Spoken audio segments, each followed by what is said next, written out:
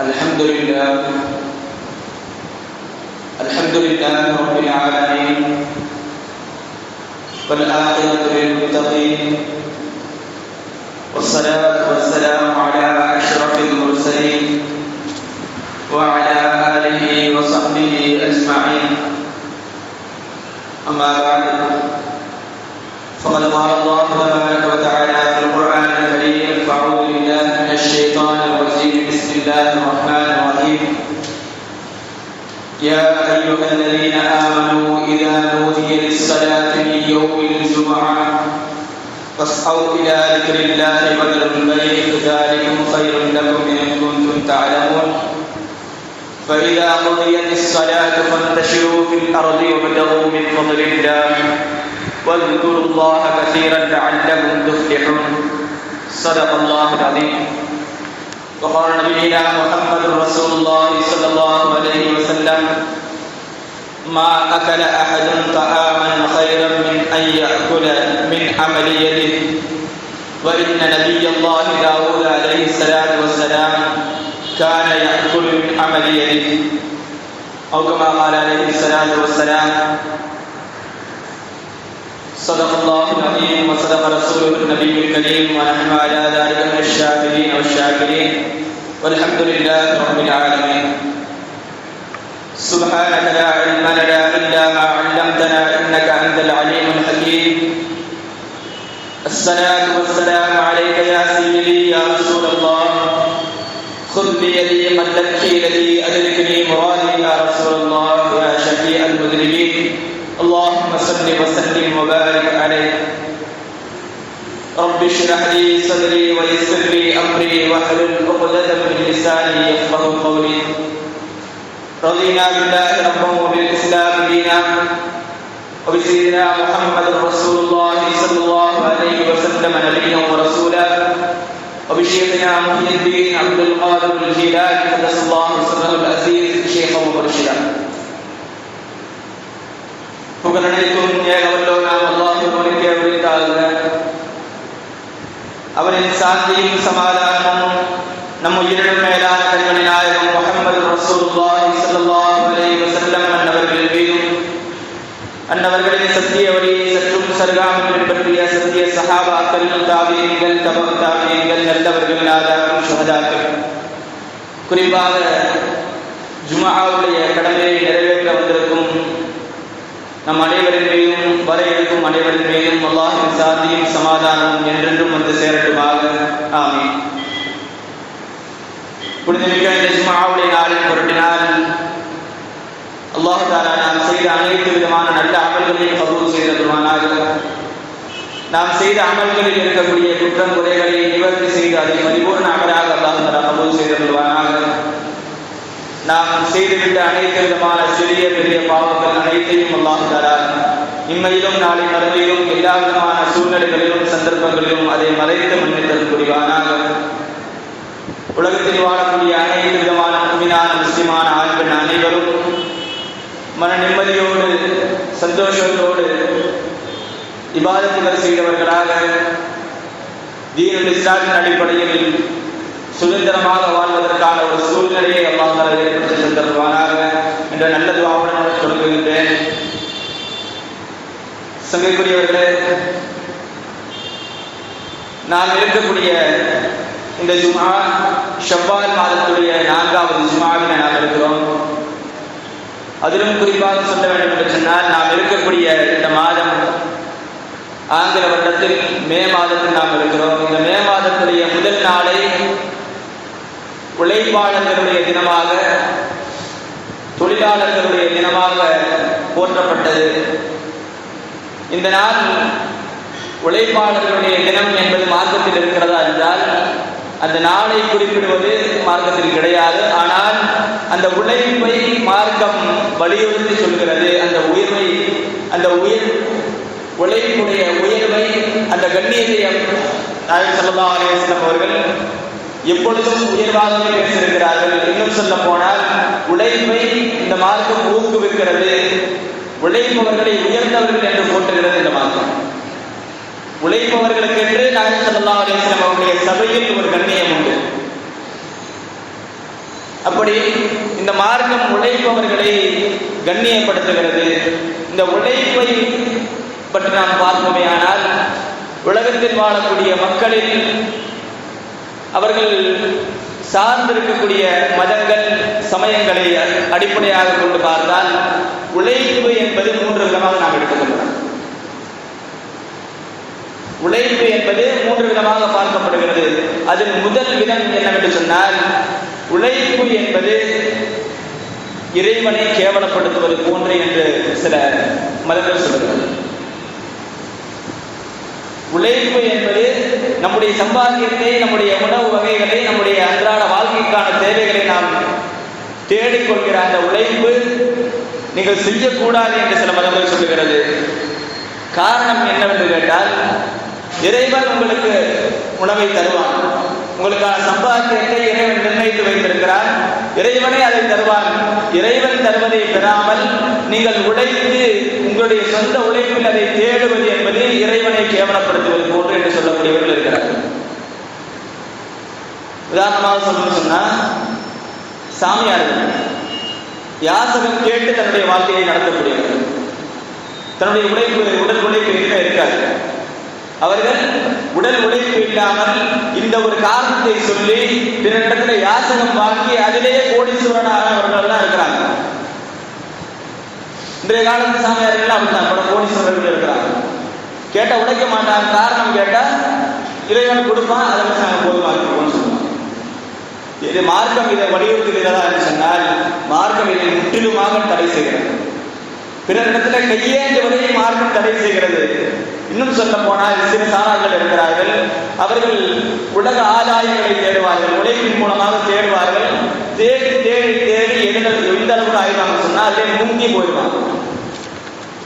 எந்த அளவுக்கு சொன்னா, காசுதான் கடவுள் அப்படிங்கிற மாதிரி, காசுதான் நம்மளை வாழ வைக்குது, அதனால நம்ம காசு தேடிட்டே இருக்கணும் அப்படின்னு சொல்லி எதுக்கு எடுத்தாலும் ஒரு பிசினஸ் மைண்ட் அப்படி இருக்கும். உதாரணமா ஏதாவது தர்மம் கொடுக்கறதா இருந்தா கூட அந்த தர்மத்தின் மூலமா என்ன நமக்கு என்ன கிடைக்குதுன்னு யோசிப்பாங்க. அந்த ஒரு மைண்ட் செட்ல இருக்கிறவங்க இருக்கிறாங்க. இந்த ஒரு நிலையும் மார்க்கம் முற்றிலுமாக தடை செய்கிறது. எப்பொழுதும் உழைப்பிலேயே, சம்பாத்தியத்திலேயே, தொழிலிலேயே மூழ்கி இருக்க வேண்டுமா என்று சொன்னால் அப்படியும் இருக்கக்கூடாது. பிறகு எப்படிதான் இருக்க வேண்டும்? இந்த 2 நிலைக்கும் நடுநிலையான ஒரு நிலை உண்டு. உழைக்கவும் வேண்டும், இறைவனுடைய நிம்மதியும் இறைவனுடைய சிந்தனையும் அந்த இடத்துல நமக்கு வேண்டும். இறைவனுடைய சிந்தனை மிகைத்து போய் உழைக்காம இருக்கிறதோ, அல்லது உழைப்பு மிகைத்து போய் இறைவனுடைய சிந்தனை மாறுவதோ மார்க்கத்தில் முற்றிலுமாக தடை செய்யப்பட்டிருக்கிறது.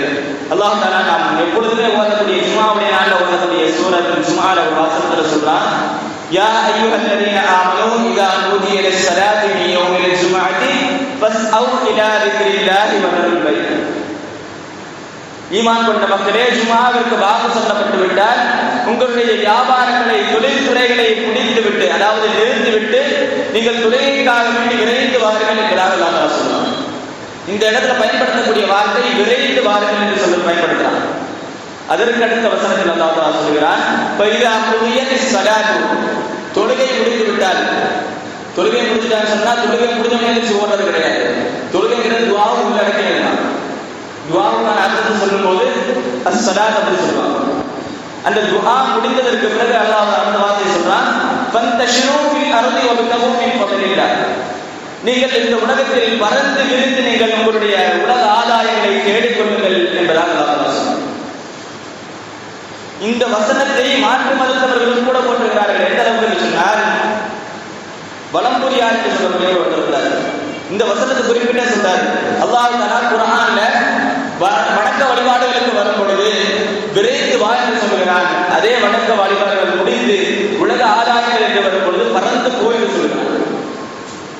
அப்போ வணக்க வழிபாடுகள் என்பது நம்ம செய்யக்கூடிய நம்முடைய வாழ்க்கையில கொஞ்சம் அற்பமானதுதான்.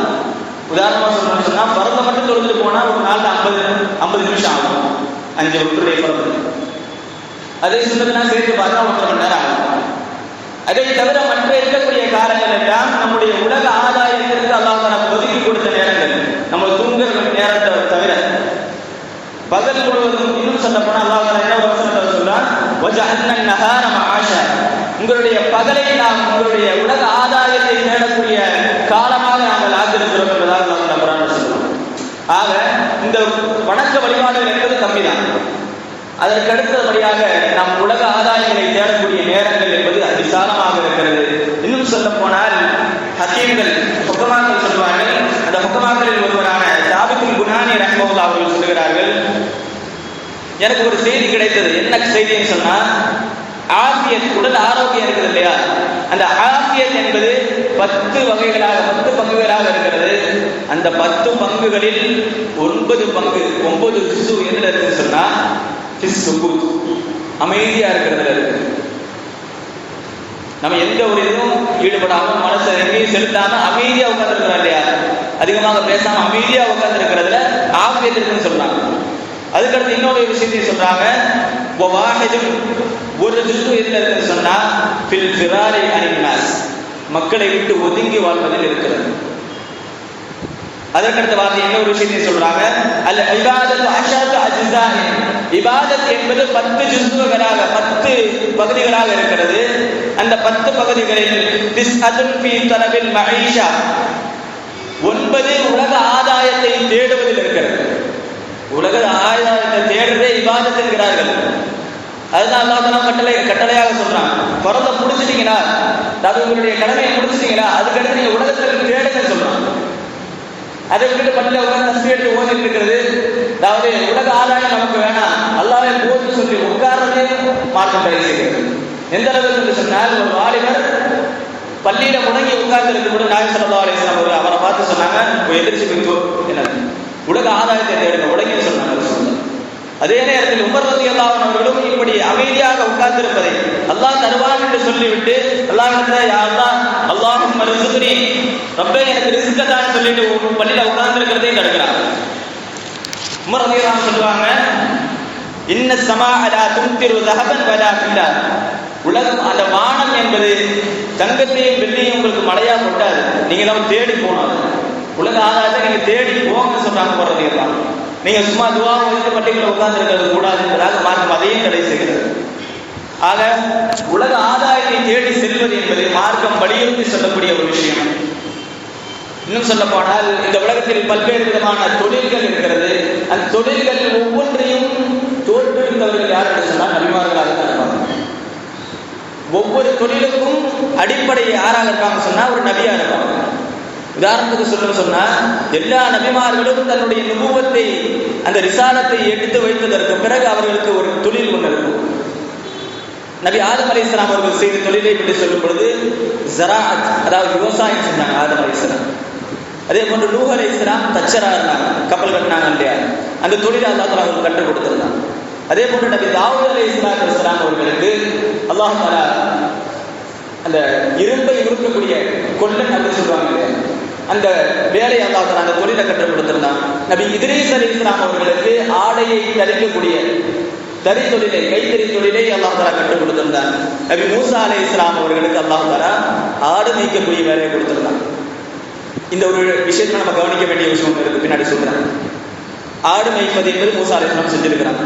அது மட்டும் இல்லாமல் குர்ஆன்ல இன்னொரு இடத்துல சொல்றான் அல்லாஹ் தஆலா 8 அல்லது 10 வருஷம் அவர்கள் அவர்களுடைய மாமனாருக்காக வேண்டி அவங்க இடத்துல வேலை செஞ்சிருக்கிறாங்க.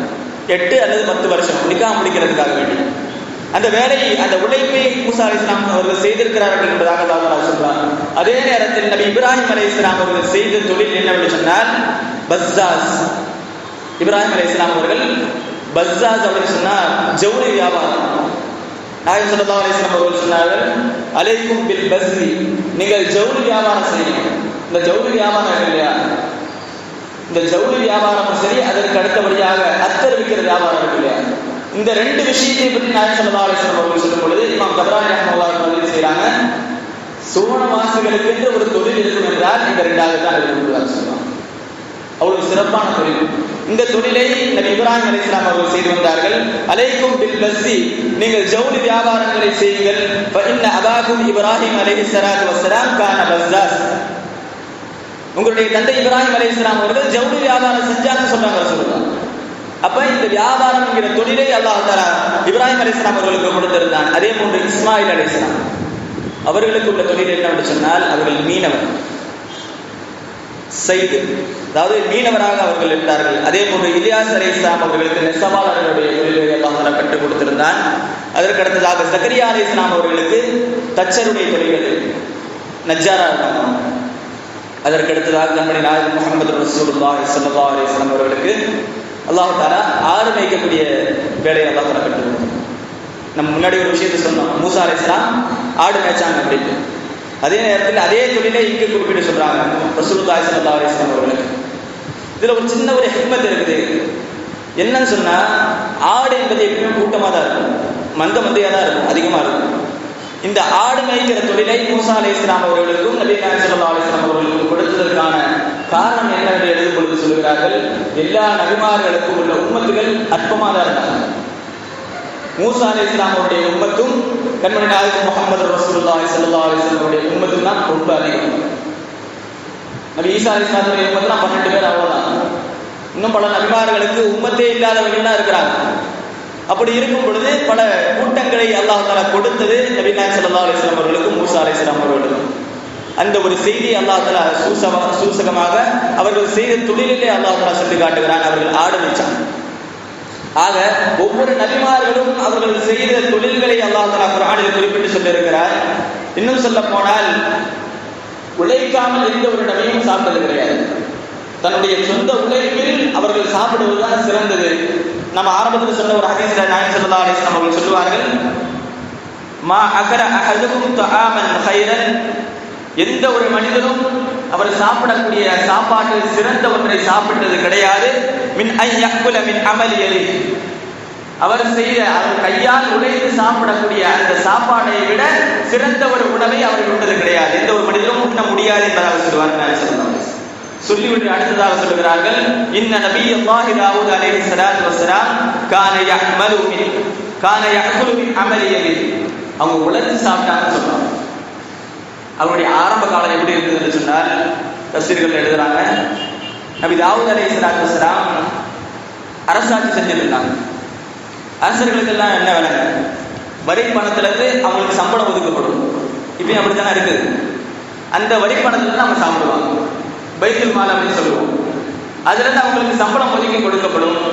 அப்படி இருக்கும் பொழுது நபி தாவூத் அலைஹிஸ்ஸலாம் அவர்கள் நம்ம எப்படி ஆட்சி செய்யறோம் அப்படிங்கிறத பார்க்கறதுக்காக வேண்டி மாறு இடத்துல எதுவும் வெளியே வருவாங்க.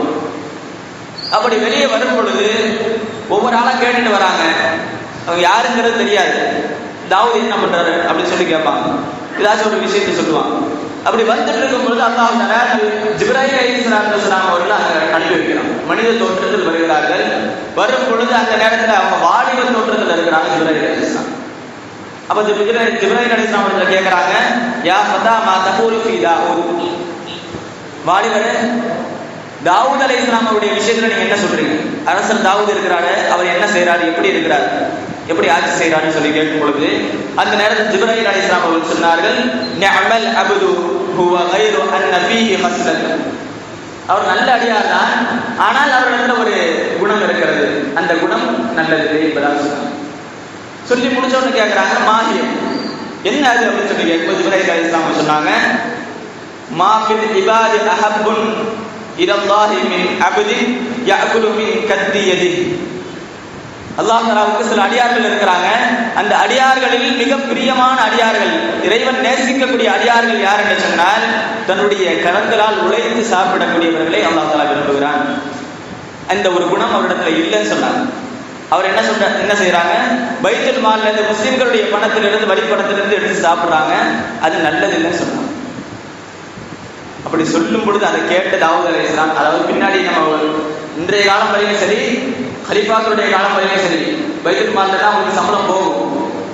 ஆனா இந்த இடத்துல நம்ம கவனிக்க வேண்டிய விஷயம் என்னன்னு சொன்னா, பின்னாடி ஒரு தொழிலை அல்லாஹ் தஆலா கற்றுக் கொடுக்க போறான், அதுக்கு ஒரு காரணமாக இந்த வார்த்தையை ஆக்கிறோம்.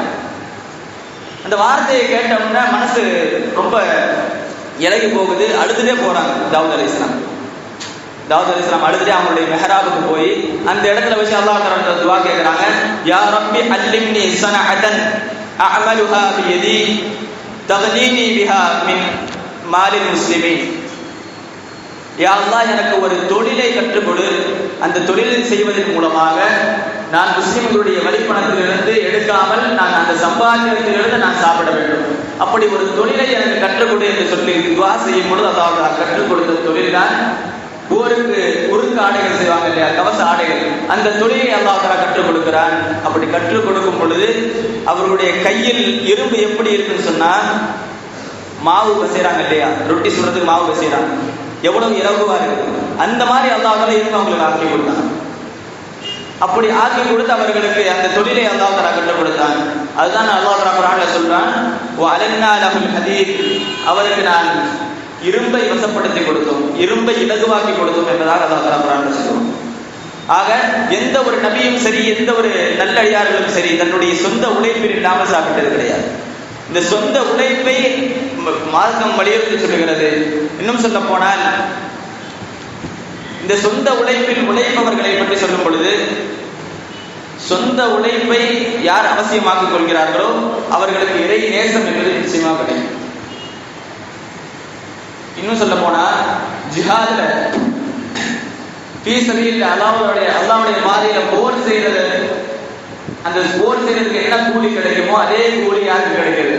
தன்னுடைய குடும்பத்தார்களுக்காக வேண்டி, தன்னுடைய பிள்ளைகளுக்காக வேண்டி, தன்னுடைய பெற்றோர்களுக்காக வேண்டி உழைத்து சம்பாதிக்கிறாங்க இல்லையா, அவங்களுக்கு அந்த கூலி கிடைக்கிறது. எந்த அளவுக்கு சொன்னா, பின்னாடி ஆரம்பத்தில் ஒரு விஷயத்தை சொன்னோம், மார்க்கம் யாசகம் கேட்பதை தடுக்கிறது. 3 பேரை தவிர யார் யாசகம் கேட்கலாம் அப்படின்னு சொன்னா 3 பேர் கேட்கலாம், மார்க்கத்தில் அனுமதி இருக்கு. அது பின்னாடி கடைசியில் முடியும் போது சொல்றேன். அதுக்கு முன்னாடி மா ஃபதஹல்லாஹு ரஜுலுன் அலா நஃப்ஸின், மா ஃபதஹர் ரஜுலு அலா நஃப்ஸிஹி பாபி மஸ்அலத்தின், எந்த ஒரு மனிதரும் தன்னுடைய மஸ்அலா என்கிற யாசகத்துடைய வாழ்க்கையை யார் தொடர்ந்து கொள்கிறார்களோ, அதாவது அவசியமே இல்லாமல் யார் யாசகம் கேட்கிறாரோ அவருக்கு அல்லாஹ் தஆலா ஏழ்மையை கண்டிப்பாக தருவார். நாயகம் ஸல்லல்லாஹு அலைஹி வஸல்லம் அவர்கள் சொன்ன வார்த்தை. யார் உடல் உழைக்கக்கூடிய ஆற்றலில் இருந்தும் அவர் யாசகம் கேட்கிறாரோ அவருக்கு அல்லாஹ் தஆலா ஃபக்ர் என்னும் ஏழ்மையை அல்லாஹ் தஆலா அதிகப்படுத்தி விடுவான். வமன் யஸ்தஅஃபிஃப் யஅஃபிஹில்லாஹ், யார் பத்தினித்தனமாக வாழ வேண்டும் என்று நாடுகிறாரோ அவருக்கு அல்லாஹ் தஆலா பத்தினித்தனமான வாழ்க்கையை தருவான். வமன் யஸ்தக்னி, யார் யாரிடத்திலும் தேவையாகாமல் வாழ வேண்டும் என்று நாடுகிறாரோ, ஆசைப்படுகிறாரோ, முயற்சி செய்கிறாரோ, யக்னிஹில்லாஹ், அவரை அல்லாஹ் தஆலா பணக்காரனாக அல்லாஹ் தஆலா ஆக்குகிறான். இன்னும் சொல்ல போனால் நாயகம் ஸல்லல்லாஹு அலைஹி வஸல்லம் அவர்கள் சொல்லுகிறார்கள், நீங்கள் விறகை சேகரித்து சம்பாதிப்பது என்பது எதுக்கு ரசூலுல்லாஹி ஸல்லல்லாஹு அலைஹி வஸல்லம் இந்த வார்த்தையை சொல்றாங்க அப்படின்னா, இன்றைய காலத்திலும் சரி பல நாடுகளில் முந்தைய காலத்துல எல்லாம் பிரதானமான ஒரு தொழில் என்னன்னு சொன்னா விறகுகளை சேகரித்து சம்பாதிப்பாங்க. விறகுகளை சேகரித்து அதை கொண்டு போய் சந்தையில் விற்று அதை வச்சு சம்பாதிப்பாங்க. இதுதான் பிரதானமான தொழில். அதுதான் நாயகம் ஸல்லல்லாஹு அலைஹி வஸல்லம் அவர்கள் சொல்கிறார்கள், உங்களுடைய கையில் ஒரு கயிறை எடுத்துக்கொண்டு நீங்கள் மதீனாவில் இருக்கக்கூடிய விறகுகளை எல்லாம் சேகரித்து சந்தையில் விற்று அதை சாப்பிடுவது உங்களுக்கு சிறந்தது. நீங்கள் கேட்டு வாங்கி சாப்பிடுவதை விட, யாசகம் கேட்பதை விட விறகுகளை சேகரித்து அதை விற்று அந்த வியாபாரத்தின் மூலமாக சாப்பிடுவது சிறந்தது என்பதாக நாயகம் ஸல்லல்லாஹு அலைஹி வஸல்லம் அவர்கள் சொல்லுகிறார்கள். இந்த கஷ்டம், தொழில் ரீதியான கஷ்டங்களை அனுபவிக்கக்கூடியவர்களை பற்றி இன்றைய காலத்து சமுதாயத்தை பொறுத்தவரையில் யார் கஷ்டப்பட்டு உழைக்கிறானோ அவன் தான் கீழே இருக்கிறான்னு சொன்னா மதிப்பு இல்லாமல் இருக்கிறது. மாற்றவாதத்தை கூட நம்ம எடுத்துக்கலாம். குப்பை இருக்கிறவங்க எவ்வளவு கஷ்டமான வேலை, சாக்கடை கிளீன் பண்றது எவ்வளவு கஷ்டமான வேலை. அவ்வளவு கஷ்டத்தை அனுபவிக்கிறவங்க, அந்த அனுபவிக்கக்கூடியவர்களுக்கு பேர் என்ன கொடுக்குறாங்க? சர்க்கரை. ஆனால் மார்க்கம் என்ன சொல்லுகிறது? யார் கஷ்டப்பட்டு உழைக்கிறாரோ அவர் தான் சிறந்தவர் என்பதாக நாயகம் ஸல்லல்லாஹு அலைஹி வஸல்லம் அவர்கள் சொல்லுகிறார்கள். இன்னொரு ஹதீஸ்ல நாயகம் ஸல்லல்லாஹு அலைஹி வஸல்லம் அவர்களிடத்துல சஹாபாக்கள்லாம் கேட்கிறாங்க, யா ரசூலுல்லாஹ் அய்யுல் கஸ்பி அத்யபு, ரசூலுல்லாஹ் எந்த ஒரு சம்பாத்தியம் மிக பரிசுத்தமான சம்பாத்தியம் என்பதாக நாயகம் ஸல்லல்லாஹு அலைஹி வஸல்லம் அவர்களிடத்துல கேட்கும் பொழுது, அப்பொழுது நாயகம் ஸல்லல்லாஹு அலைஹி வஸல்லம் அவர்கள் சொன்னார்கள், கஸ்புர் ரஜுலி பியதிஹி வகுல்லு பைஇன் மப்ரூர், ஒரு மனிதன் தன்னுடைய கைகால் உழைத்து சம்பாதிக்கக்கூடிய சம்பாத்தியம், அதற்கு அடுத்தது அல் பைஉல் மப்ரூர், பரிசுத்தமான நன்மையான வியாபாரம் என்பதாக நான் ஸல்லல்லாஹு அலைஹி வஸல்லம் சொன்னாங்க. இந்த இடத்துல கவனிக்க வேண்டிய விஷயம், கஷ்டப்பட்டு உழைக்கிறது தான் ஃபர்ஸ்ட் சொல்றாங்க சொல்லுவாங்க, பிறகு வரக்கூடியதுதான் வியாபாரம். ஆனால் இந்த காலத்தை பொறுத்தவரையில் யார் உட்கார்ந்த இடத்துல இருந்து சம்பாதிக்கிறானோ அவன் தான் பெருசா பார்க்கப்படுறான். யார் கஷ்டப்பட்டு உழைக்கிறானோ அவன் எப்பயுமே தாழ்வாக பார்க்கப்படுறான். ஆனால் மார்க்கம் அப்படி சொல்லவில்லை. யார் கஷ்டப்பட்டு உழைக்கிறார்களோ அவர்களை தான் மேன்மைப்படுத்துகிறது. இன்னும் சொல்ல போனால் நாயகம் ஸல்லல்லாஹு அலைஹி வஸல்லம் அவர்கள் யார் கஷ்டப்பட்டு உழைக்கிறாங்களோ அவங்கள தான் மேன்மைப்படுத்தி இருக்கிறாங்க. உதாரணத்துக்கு சொன்னா மதீனால சந்தையில காய்கறி தான் கிடையாது. மதீனால விளையிறது என்னதுங்க? பேரிச்சம்பழம் தான். ஆனால் அந்த மதீனாவுக்கு காய்கறி கொண்டு வரக்கூடிய ஒரு வியாபாரி இருந்தாங்க. அவங்க யாருன்னு சொன்னா ஜாஹிர் ரலியல்லாஹு அன்ஹு. அவங்க என்ன பண்ணுவாங்க சொன்னா, ரொம்ப தூரத்துல இருந்து வருவாங்க. அந்த வாரத்துல ஒரு நாள் வர்ற மாதிரி வந்து காய்கறிகளை எடுத்துட்டு போவாங்க. அப்படி விற்க வரும் பொழுது அவங்க செய்கிற செயல் என்ன அப்படின்னு சொன்னால், வந்தா முதல்ல ரசூலுல்லாஹி ஸல்லல்லாஹு அலைஹி வஸல்லம் அவர்களுக்கு காய்கறியை எடுத்து வச்சிருவாங்க. இப்படி எடுத்து வச்சுட்டு பிறகுதான் என்ன பண்ணுவாங்க, வியாபாரத்துக்கு போவாங்க. இப்படி இருக்கும் பொழுது நாயகம் ஸல்லல்லாஹு அலைஹி வஸல்லம் அவர்கள் இதற்கு கைமாறி என்ன செய்வாங்க அப்படின்னா, அது வியாபாரத்தை முடிச்சுட்டு திரும்பி போகும்போது மதீனால இருக்கிற பேரிச்சம்பழங்களை எல்லாம் சேகரிச்சு கொடுப்பாங்க. இப்படி இருக்கும் பொழுது ஒரு நாள் அவர்கள் சந்தையில் வியாபாரம் செய்து கொண்டிருக்கிறார்கள். அந்த வியாபாரியுடைய அந்த ஜாஹிருடைய முகம் எப்படி இருக்குன்னு சொன்னா ரொம்ப அழகான இருக்காது, கொஞ்சம் விகாரமா இருக்கும். அப்படி இருக்கும் பொழுது நாயகம் ஸல்லல்லாஹு அலைஹி வஸல்லம் அவர்கள் அவரை பார்க்கறதுக்கு போறாங்க, வித்துட்டு இருக்கிறாங்க, வியாபாரம் செஞ்சுட்டு இருக்கிறாங்க. பின்னாடி போய் கட்டி அணைச்சு மேல தூக்குறாங்க ரசூலுல்லாஹி ஸல்லல்லாஹு அலைஹி வஸல்லம். அப்படி அணைச்சு தூக்கும் பொழுது அந்த நேரத்தில் ரசூலுல்லாஹி ஸல்லல்லாஹு அலைஹி வஸல்லம் அவர்கள் சொன்னாங்க, யார் வந்திருக்காங்க கண்டுபிடிக்க பார்க்கலாம், நம்ம கூட விளையாடுவோம், கண்ண முடியும் விளையாடுவோம், யாருன்னு சொல்லுங்க பார்ப்போம். அந்த மாதிரி ரசூலுல்லாஹி ஸல்லல்லாஹு அலைஹி வஸல்லம் கட்டி அணைச்சு மேல தூக்குறாங்க, யாருன்னு சொல்லுங்க பார்ப்போம்ன்றாங்க. இந்த குரலை கேட்ட ஜாஹிர் இது ரசூலுல்லாஹ் விளங்கி கொண்டவங்க, ரசூலுல்லாஹ்வுடைய நெஞ்சோடு இப்படி கட்டி அணைச்சிருக்கிறாங்க அப்படின்னா தன்னுடைய ரசூலுல்லாஹ்வுடைய நெஞ்சோடு தன்னுடைய முதுகை நல்லா சேர்க்கிறாங்க. அந்த நெருக்கம் எப்போ கிடைக்கும் தெரியாது. அதனால அந்த சந்தர்ப்பத்தை பயன்படுத்திக்கிறாங்க. சந்தர்ப்பத்தை பயன்படுத்திக்கிட்டு இருக்கும் பொழுது ரசூலுல்லாஹி ஸல்லல்லாஹு அலைஹி வஸல்லம் சொன்னாங்க, இந்த அடிமையை யார் வாங்குவாங்க, இந்த அடிமையை என்னிடத்திலிருந்து யார் வாங்கிக் கொள்வார் என்று சொல்லி கேட்கும் பொழுது அந்த நேரத்தில் அவர் சொன்னார், யார் சொல்லலாம், நான் ரொம்ப விகாரமான தோற்றமுடையவன், நான் அவ்வளவு விலை போக மாட்டேன். அப்படி சொல்லும் பொழுது ரசூலுல்லாஹி ஸல்லல்லாஹு அலைஹி வஸல்லம் சொன்னாங்க, பல் அன்த இன்தல்லாஹி பாரிக், இங்கே விலை போகாம இருக்கலாம், ஆனால் நாளை மறுமையில் அல்லாஹ்விடத்தில் நீ தான் உயர்ந்தவன் சொன்னாங்க. காரணம் என்ன, அவர் அவ்வளவு கஷ்டப்பட்டு உழைச்சு அந்த வியாபாரத்திற்காக வேண்டி மெனக்கெட்டு வராது. அந்த உழைப்பை பெருமானார் ஸல்லல்லாஹு அலைஹி வஸல்லம் அவர்கள் அந்த இடத்துல பாராட்டி பேசுறாங்க. இன்னும் சொல்ல போனால் எத்தனையோ தொழுகையாளிகள் இருக்கிறார். அது தொழுகையாளிகள் அந்த தொழுகையின் மூலமாக அவருடைய நெத்திகளில் சுவடுகள் இருக்கும், அந்த தொழுகையாளிகளுடைய அடையாளம். அதை கூட ரசூலுல்லாஹி ஸல்லல்லாஹு அலைஹி வஸல்லம் அவர்கள் முத்தியதாக என்ற ஒரு ஹதீஸை நம்ம பார்க்க முடியாது. ஆனால் ஒரு கிராமவாசி கையில் காப்பு காய்ச்சி போயிருக்குது, உழைச்சு காப்பு காய்ச்சி போயிருக்குது. அந்த கரத்தை பெருமானார் ஸல்லல்லாஹு அலைஹி வஸல்லம் அவர்கள் முத்தமிட்டாங்க. காரணம் கேட்கும் பொழுது சொன்னாங்க, இது உழைக்கக்கூடிய கரம்.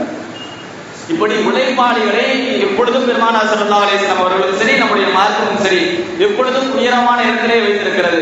அந்த உழைப்பை நாம் ஹயாத்துள்ள காலம் வரை செய்வதற்கான தௌஃபீக் அல்லாஹ் நம் அனைவருக்கும் தந்தருவானாக. அதே நேரத்தில் இந்த உழைப்பு என்பது நம்ம ஆரம்பத்தில் சொன்னோம், நம்முடைய உழைப்பு இறை சிந்தனையை விட்டு நம்மை திருப்பி விடக்கூடாது. அல்லாஹ் தஆலா அந்த குர்ஆனுடைய வசனங்களை சொல்லும் பொழுது, ஃபஸ்குருல்லாஹ கஸீரன் லஅல்லகும் துஃப்லிஹூன், நீங்க வியாபாரம் செய்யுங்க, உலகத்துல பறந்து விரிந்து போய் நீங்கள் வியாபாரங்களை செய்யுங்கள், உலக ஆதாரங்களை தேடுங்கள், தேடிக்கொண்டு அதுக்கடுத்த வார்த்தை அல்லாஹ் தஆலா சொன்னா, வபதஹூ மின் ஃபத்லில்லாஹ், அல்லாஹ்வுடைய ஃபத்லிலிருந்து அருட்கொடையிலிருந்து நீங்கள் அதை தேடுங்கள் என்பதாக அல்லாஹ் தஆலா குர்ஆனில் சொல்றான். இந்த ஃபத்லுங்கிற வார்த்தை இருக்குது இல்லையா, அதுக்கான அர்த்தம் அருட்கொடை. அந்த அருட்கொடை என்கிற வார்த்தை அரபியில ரெண்டு வார்த்தையை கொண்டு பயன்படுத்துவாங்க. அர் ரஹ்மத், ரஹ்மத்னா அருட்கொடை, ஃபத்லுனா அதுவும் அருட்கொடை. இந்த வார்த்தையை நம்ம பல இடத்துல பார்க்க முடியும். வீடுகள்ல வாகனங்கள்ல எழுதி வச்சிருப்பாங்க, ஹாதா மின் ஃபத்லி ரப்பி, இது என்னுடைய இறைவனுடைய அருட்கொடை அப்படின்னு சொல்லி. இந்த ஃபத்லுங்கிறது எதுக்கு பயன்படுத்துவாங்க அப்படின்னு சொன்னா, உலக ரீதியான அருட்கொடைகளுக்கு பயன்படுத்தக்கூடிய வார்த்தை. வீடுங்கிறது உலக ரீதியான அருட்கொடை, வாகனம் என்பதும் உலக ரீதியான அருட்கொடை. இந்த உலக ரீதியான அருட்கொடைகளுக்கு பயன்படுத்தக்கூடிய வார்த்தை ஃபத்ல். அதனாலதான் நம்ம பள்ளிக்குள்ள வரும் பொழுது ரஹ்மத்துங்கிறது எதுக்கு பயன்படுத்துவாங்க சொன்னா, மறுமை ரீதியான அருட்கொடைகளுக்கு பயன்படுத்தக்கூடிய வார்த்தை ரஹ்மத். அதனாலதான் நம்ம பள்ளிக்குள்ள வரும் பொழுது அல்லாஹும்ம இன்னி அஸ்அல், அதாவது அல்லாஹும்ம ஃப்தஹ்லி அப்வாப ரஹ்மத்திக், யா அல்லாஹ் உன்னுடைய ரஹ்மத்துடைய வாசலை திறந்து வைன்னு சொல்லி கேட்கிறோம். ஏன்னா பள்ளிக்குள்ள வர்றது எதுக்காக, மறுமையுடைய காரியத்துக்காக பள்ளிக்குள்ள வரோம். அதே நேரத்தில் தொழுகை முடிந்து விட்டு வெளியே சொல்லும் பொழுது அல்லாஹும்ம இன்னி அஸ்அலுக மின் ஃபத்லிக், யா அல்லாஹ் உன்னுடைய ஃபத்லை நான் கேட்கிறேன் என்பதாக சொல்றோம். அந்த ஃபத்லுங்கிறது உலக ரீதியான அருட்கொடை. அதுதான் நம்ம துஆவா ஓதிட்டு போறோம். அந்த பதிலை அல்லாஹ் தஆலா தேடிக்கொள்ள சொல்கிறான். அந்த தேடிக்கொண்டிருக்கும் பொழுதும் கூட அல்லாஹ் தஆலா அடுத்த வார்த்தையை சொல்றான், வத்குருல்லாஹ கஸீரன் லஅல்லகும் துஃப்லிஹூன். நீங்கள் அந்த சம்பாத்தியங்களை சம்பாதிக்கும் பொழுதும் அல்லாஹ்வை நினைவு கூறுங்கள், திக்ர் செய்யுங்கன்னு சொல்றான். ஒண்ணு வாய் வழியா திக்ர் செய்யறதா இருக்கட்டும், அல்லது நமக்கு லாபங்கள் கிடைக்கும் பொழுது அந்த நேரத்தில் நாம் திக்ர் செய்வதாக இருக்கட்டும். இந்த இரண்டையும் எடுத்துக்கொள்ளும். இன்னொரு ஹதீஸில் பெருமானார் ரசூலுல்லாஹி ஸல்லல்லாஹு அலைஹி வஸல்லம் அவர்கள் சொல்லுவார்கள், யார் கடை வீதிகளில் நுழையும் பொழுது 4வது கலிமா ஓதுறாங்களோ, யார் கடை வீதியில் நுழையும் பொழுது 4வது கலிமா ஓதுறாங்களோ, லா இலாஹ இல்லல்லாஹு வஹ்தஹு லா ஷரீக லஹு லஹுல் முல்கு வ லஹுல் ஹம்து யுஹ்யி வ யுமீத் பியதிஹில் கைர் வ ஹுவ அலா குல்லி ஷைஇன் கதீர். இந்த கலிமாவை யார் கடை வீதிக்குள் நுழையும் பொழுது ஓதுகிறார்களோ அவர்களுக்கு அல்லாஹ் தஆலா கதபல்லாஹு லஹு அல்ஃபி ஹஸனத்தின், அவருக்கு அல்லாஹ் தஆலா கணக்கில்லாமல் கூலிகளை எழுதுகிறார். அல்ஃப் அப்படின்னா அல்ஃப்னா 1000 என்னாச்சு 1,00,000 ஆச்சு. ஆனா அரபிகள் அப்படி கிடையாது. அந்த அல்ஃப்ங்கிறது எதுக்கு பயன்படுத்துவாங்க சொன்னா எண்ணிக்கையில கடைசி எண்ணிக்கை அதுதான் அரபிகள். அல்ஃப் அந்த 1000க்கு மேல ஒரு வார்த்தை கிடையாது. அப்ப அந்த வார்த்தையை பயன்படுத்தி நபி ஸல்லல்லாஹு அலைஹி வஸல்லம் சொல்கிறார்கள், யார் இந்த கலிமாவை கடை வீதிக்குள் நுழையும் போது ஓதுறாங்களோ அவங்களுக்கு அல்லாஹ் தஆலா கணக்கில்லாமல் கூலி கொடுக்கிறார். அதே நேரத்தில் அடுத்த வார்த்தையை சொல்லுகிறார்கள், யார் அந்த வார்த்தையை ஓதுகிறார்களோ அந்த கலிமாவை ஓதுகிறார்களோ வமஹா அன்ஹு அல்ஃபி ஸய்யிஅத்தின், அவருக்கு கணக்கில்லாமல் அல்லாஹ் தஆலா பாவத்தை மன்னிக்கிறான். அதற்கடுத்த வார்த்தையை சொல்லுகிறார்கள், அவர்களுக்கு அல்லாஹ் தஆலா கணக்கில்லாமல் தரஜாக்களை உயர்த்தி கொடுக்கிறார். இது ஒரு விஷயத்துல நடக்குது. என்னது? நம்ம கடைவீதியில தான் இருக்கிறோம். அந்த கடைவீதிக்குள் நுழையும் பொழுது நம்ம செய்ய வேண்டிய ஒரு விஷயம் 4வது கலிமா ஓதுனா அல்லாஹ் எவ்வளவு சிறப்பு வச்சிருக்கான். ஆக இந்த உழைப்பையும் அந்த உழைக்கக்கூடிய இடத்தில் அல்லாஹ்வுடைய திக்ரையும் நாம் அவசியமாக்கி கொண்டால் நமக்கு வெற்றி நிச்சயம். அதே நேரத்தில் இந்த ஜும்ஆவுடைய நாளில் சொல்ல வேண்டிய ஒரு விஷயம், ரசூலுல்லாஹி ஸல்லல்லாஹு அலைஹி வஸல்லம் அவர்கள் குத்பாவுடைய பிரசங்கம் செஞ்சுட்டு பேசிட்டு இருக்கும் பொழுது இஸ்லாத்துடைய ஆரம்ப கட்டத்தில் அல்லாஹ் தஆலா இந்த 2 வருஷத்துக்கு அடுத்து இந்த வார்த்தையை தான் சொல்றான், وَإِذَا رَأَوْا تِجَارَةً أَوْ لَهْوًا انفَضُّوا إِلَيْهَا وَتَرَكُوكَ قَائِمًا. நபியே, நீங்கள் குத்பா பிரசங்கம் செய்து கொண்டிருக்கும் பொழுது அவர்களுக்கு வியாபாரிகளுடைய சத்தம் கேட்கும் பொழுது, வியாபார பொருட்களோ அல்லது வியாபார பொருட்கள் வந்து விட்டது என்கிற அடையாளம் தெரியும் பொழுது உங்களை விட்டு எழுந்து போயிட்டாங்க. இது நடந்தது இஸ்லாத்துடைய ஆரம்ப காலகட்டத்தில். மதீனால கொஞ்சம் உணவு நெருக்கடி, அங்க இருக்கிற பண்டத்தை தவிர வேற எதுவுமே உள்ள வராது. அங்க இருக்கிறவங்க ஏதாச்சும் போய் வாங்கிட்டு வந்தாதான். அந்த நேரத்துல திஹியத் இப்னு ஹலீஃபத்துல் கலவி ரலியல்லாஹு அன்ஹு அவங்க இஸ்லாத்துக்கு வரல. ஆனா அவங்க தான் வெளியே போயிட்டு பொருட்களை வாங்கிட்டு வந்து விற்பாங்க. ஷாம் தேசத்துக்கு போயிட்டு பொருளை வாங்கிட்டு வந்து மதீனால விற்பாங்க. அப்படி விற்கும் பொழுது அது அந்த வியாபார கூட்டம் பல நாளா வராம இருந்தது. மதீனால ரொம்ப கஷ்டம், உணவுக்கான கஷ்டம் இருக்கும் பொழுது அந்த நேரத்தில் பெருமானார் ஸல்லல்லாஹு அலைஹி வஸல்லம் அவர்கள் குத்பா பிரசங்கம் செஞ்சுட்டு இருக்கிறாங்க. அப்படி பேசிட்டு இருக்கும் பொழுது இந்த சத்தம் கேட்ட உடனே அந்த பசியுடைய ஏக்கம், அது மட்டும் இல்லாமல் நமக்கு முன்னாடி அரசு போய் வாங்கிடுவாங்களோ அப்படிங்கிற ஒரு பயம். அப்ப எல்லாம் எந்திரிச்சு போயிட்டாங்க. இப்ப அந்த சபையில இருந்தவங்க கிட்டத்தட்ட ஒரு 12 பேர் தான் உள்ள இருந்திருப்பாங்க, போகாம இருந்தவங்க. அதுல குறிப்பாக சொல்லணும்னு சொன்னா அந்த 12 பேர்ல 10 பேர் யாருன்னு சொன்னா அஷரத்துல் முபஷ்ஷரா, சுவனத்தை கொண்டு சுபஜோபனம் சொல்லப்பட்ட 10 பேர். அபூபக்கர் சித்தீக் ரலியல்லாஹு அன்ஹு, உமர் ஃபாரூக் ரலியல்லாஹு அன்ஹு, இப்படி 10 பேர் அந்த இடத்துல இருக்கிறாங்க. அப்ப அந்த நேரத்துல ரசூலுல்லாஹி ஸல்லல்லாஹு அலைஹி வஸல்லம் அவர்கள் சொன்னாங்க, வல்லதி நஃப்ஸு முஹம்மதின் பியதி, யாருடைய கைவசரத்தில் முஹம்மதுடைய உயிர் இருக்கிறதோ, என்னுடைய உயிர் யாருடைய கைவசரத்தில் இருக்கிறதோ அவன் மீது சத்தியம் என்று சொல்லுகிறேன், இந்த சபையில் யாருமே இல்லாம எந்திரிச்சு போயிருக்கீங்கன்னு சொன்னா, மதீனா இருக்கிறது ஆரம்பத்தில் சொன்னா ஒரு ஓடை பகுதியில் தான் மதீனா இருக்குது. அந்த ஓடை முழுவதும் அல்லாஹ் நெருப்பால் ஓட செய்திருப்பான் என்றதாக நான் சொல்றாங்க. காரணம் என்ன? குத்பாவை மதிக்காத காரணம், ஜும்ஆவை மதிக்காத காரணம். அதற்கு மேலாக கல்மணி நாயகம் ஸல்லல்லாஹு அலைஹி வஸல்லம் அவருடைய பேச்சை, இந்த குத்பாவை மதிக்காததன் காரணம், அதன் காரணமாக அல்லாஹ் தஆலா ஏற்படுத்தக்கூடிய விஷயம் என்ன? அழிவு. அந்த அழிவை தான் நம்முடைய சமுதாயம் என்று சந்தித்துக் கொண்டிருக்கிறது. நம்ம இங்க ஜும்ஆவை ஆரம்பிச்சா கூட கடைசியில குத்பா வரைக்கும் கூட வராத ஆட்கள் இருக்கிறாங்க. அல்லாஹ் தஆலா நம் அனைவரையும் அல்லாஹ் தஆலா அந்த நிலை விட்டு அல்லாஹ் தஆலா பாதுகாத்துவானாக. இந்த ஜும்ஆவுடைய தொழுகையை சரியான முறையில் நிறைவேற்றுவதற்கும், அதே போன்று நாம் இன்று பேசிய அந்த உழைப்பையும் நம்முடைய வாழ்க்கையை அவசியமாக்கிக் கொள்வதற்கும், அந்த உழைப்பிலும் ஹலால் ஹராமை பேணி அல்லாஹ்வுடைய திக்ரோடும் அவருடைய சிந்தனையோடும் உழைக்கக்கூடிய ஒரு தௌஃபீக் அல்லாஹ் நம் அனைவருக்கும் தந்தருள்வானாக.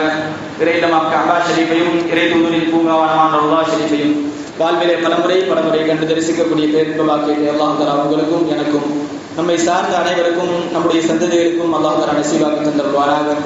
இந்த ஜும்மாவுடைய சபையில் நாம் எப்படி ஒன்று கூடி இருக்கிறோமோ அதே போன்று நாளை மறுமையில் கண்மணி நாயகம் முஹம்மது ரசூலுல்லாஹி ஸல்லல்லாஹு அலைஹி வஸல்லம் அவருடைய திருச்சபையில் சொர்க்கத்தில் உயர்ந்த சொர்க்கமான ஜன்னத்துல் ஃபிர்தௌஸிலே அல்லாஹ் தஆலா நம் அனைவரையும் ஒன்று கூட்டி அருள்வானாக என்ற நல்ல துஆவுடன் நிறைவு செய்கிறேன். வாஹிரு தஅவானா அல்ஹம்துலில்லாஹி ரப்பில் ஆலமீன்.